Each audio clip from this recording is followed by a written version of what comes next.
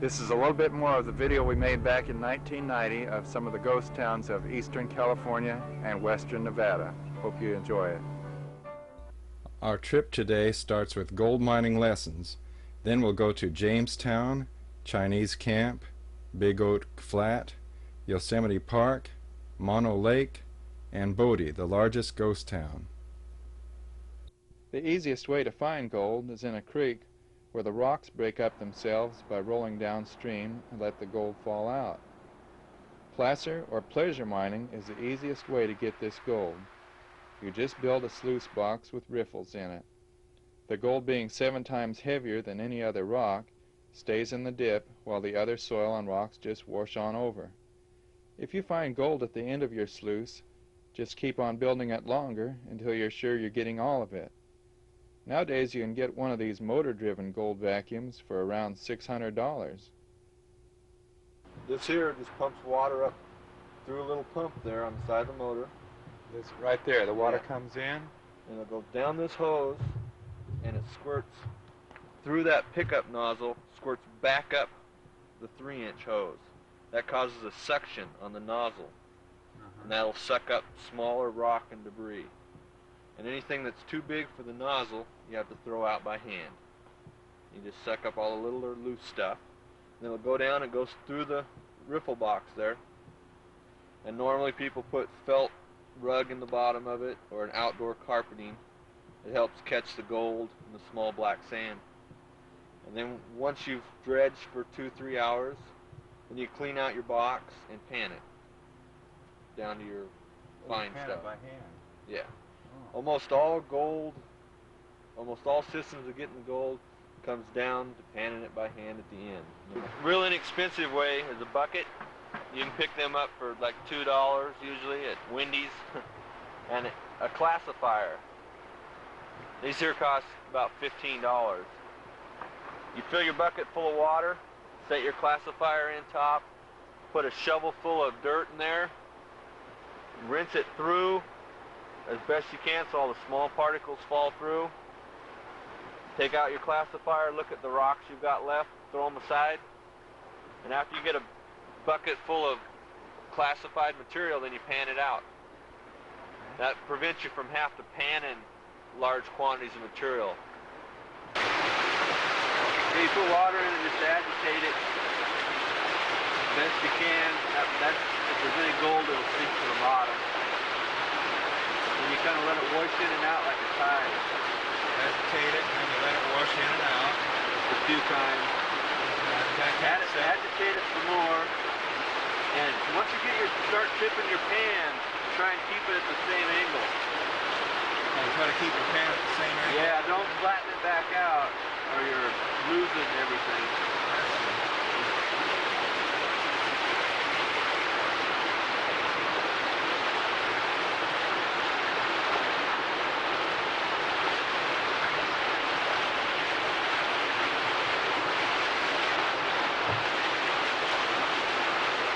Yeah, and while you're working it, you try and keep a 1/2 inch, 3/4 of an inch gap up here where material will wash over. That shows you you're not tipping your pan too much. Oh, okay.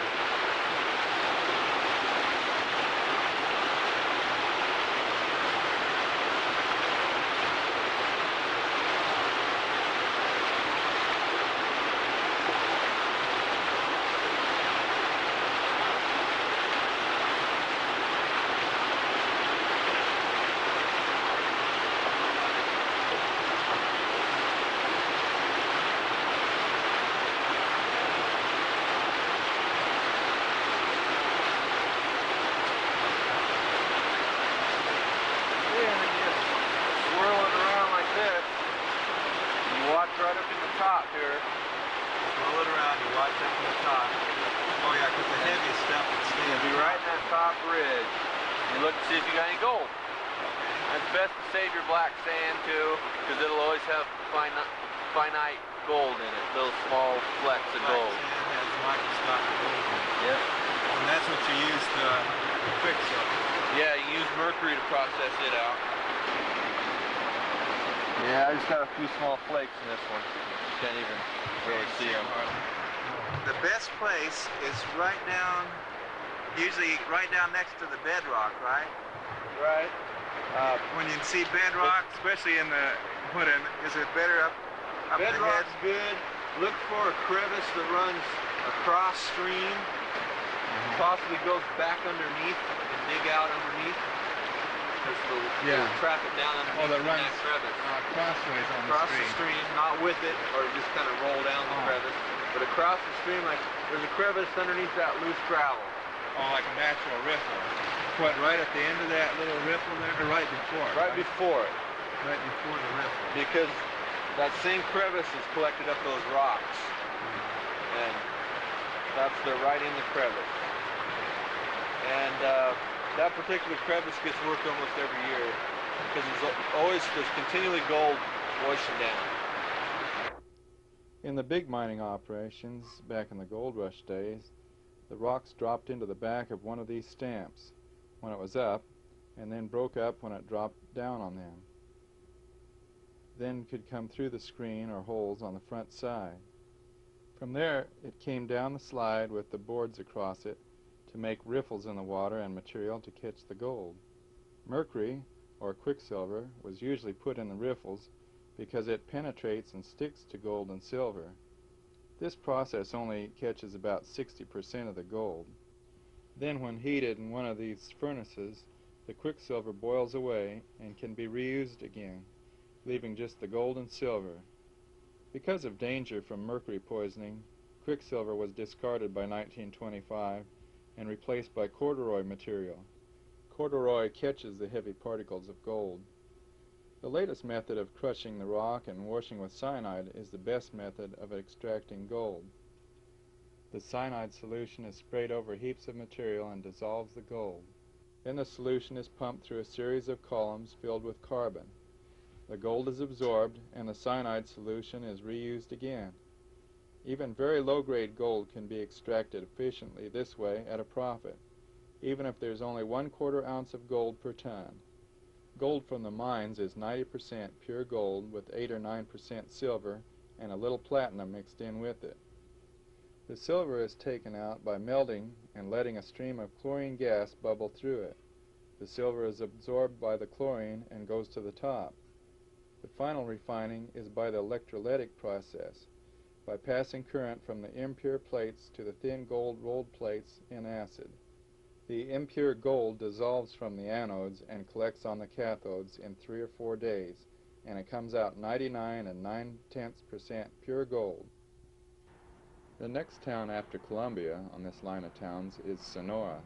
Mexicans and Americans often shot each other in this area, but they got $40 million worth of gold out of here. When a San Francisco lawyer named George James heard about the gold strike, he left his profession and headed for the hills. He found gold here and then left in a rage one day because of the rough crowd that came later. The town was named Jamestown after him, but it still has a historic train ride for the tourists. You can go through a lot of equipment out here in old train cars and have quite a time of it. By the way, the man that was panning gold was actually in Cottage Grove, Oregon, Bohemia Mountain, about 30 miles southeast of Cottage Grove.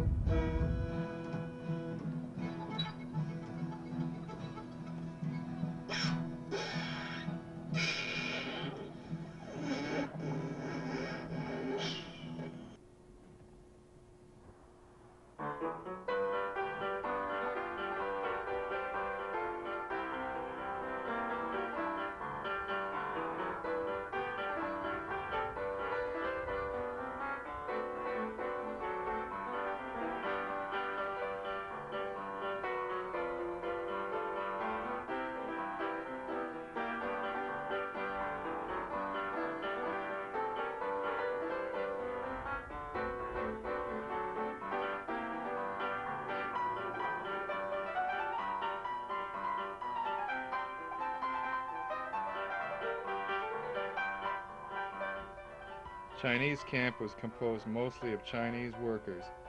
A large boulder was loosened and rolled down the hill while one group of miners was working, and it resulted in a small Chinese war with rakes and hoes and whatever they could find.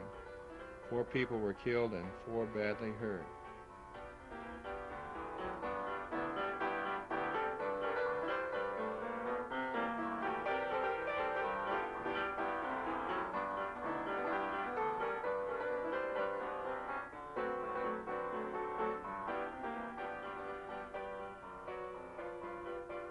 The next town is Big Oak Flat. More than $25 million worth of gold came from here. The big oak tree where gold was discovered was 13 foot at the base. Miners kept digging into the roots of it till part of the tree died, and then it was burnt with fire. Only a stump remains.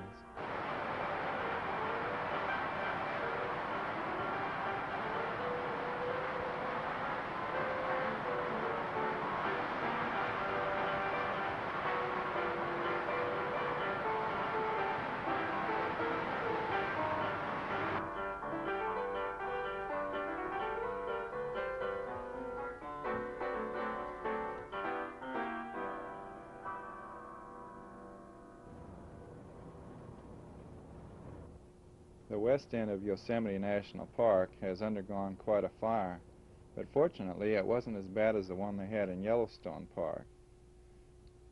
We're going to go through a few rocks and by some streams, and then you'll see the magnificent granite mountains that were cut out by an ancient glacier.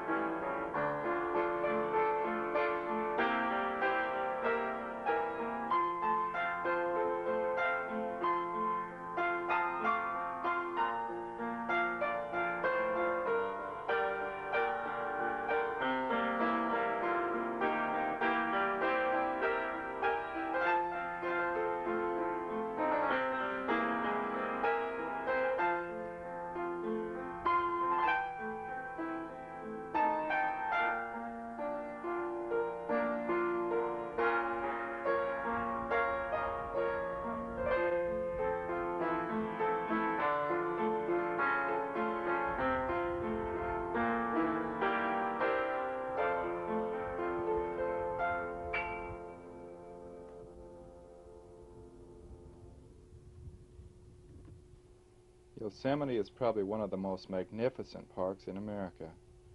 We first saw the west side and the valley loop. After viewing the Bridal Veil Falls, this is all high country, going up to 10,000 feet in this area by Tuolumne Meadows. It's now October, and this road will be closed for the winter in a few more days because of the snowfall. It's easy to see why this is one of California's favorite camping areas.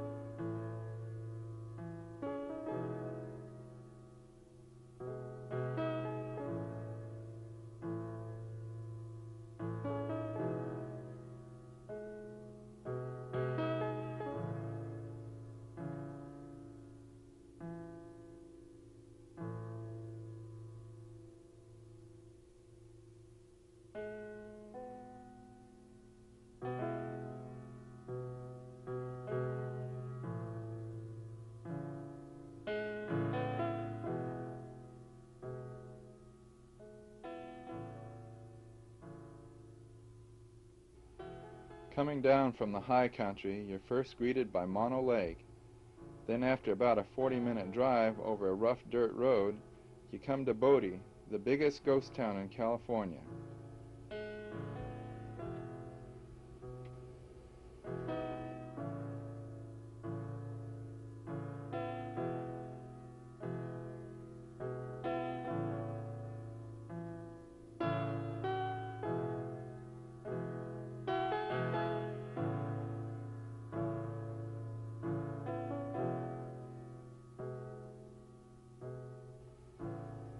Bodie had a reputation of being about the wildest of the mining towns. It even had 2 burying grounds. When someone was gunned down on a typical Saturday night, one question had to be answered. Should we bury him in the cemetery where the decent, respectable folks are, or in the larger one where the others are buried? $100 million worth of gold was taken out of Bodie Butte, and rumor has it that just as much remains today. At current prices, that would be quite a sizable fortune. The only obstacle is that the tunnels are filled with water and are caving into one another. Besides that, you'd have to get permission from the California Parks Department, who's now rigidly controlling this town.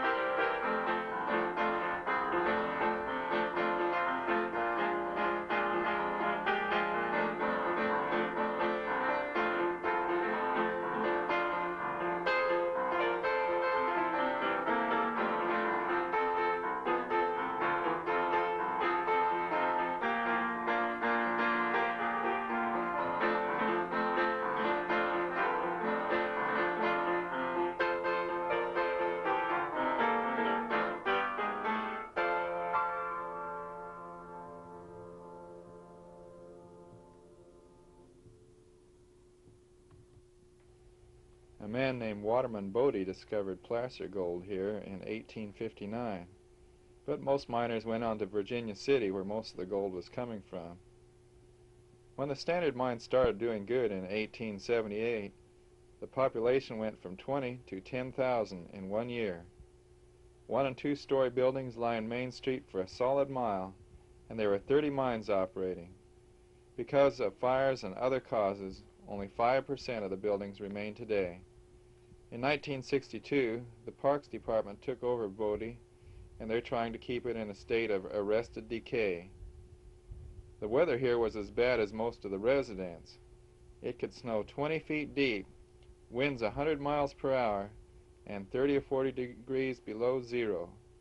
Many died because of the elements, including the man who first discovered the gold here.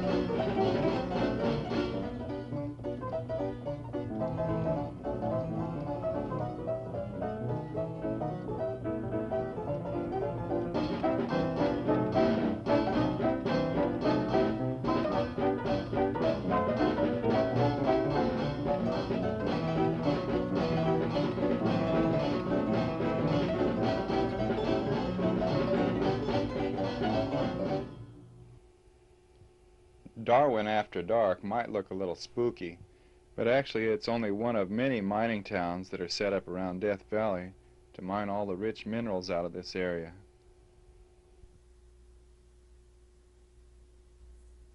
That's about as far as we've gotten this trip. Come back again next week and let's see more of ghost towns of the Mother Lode.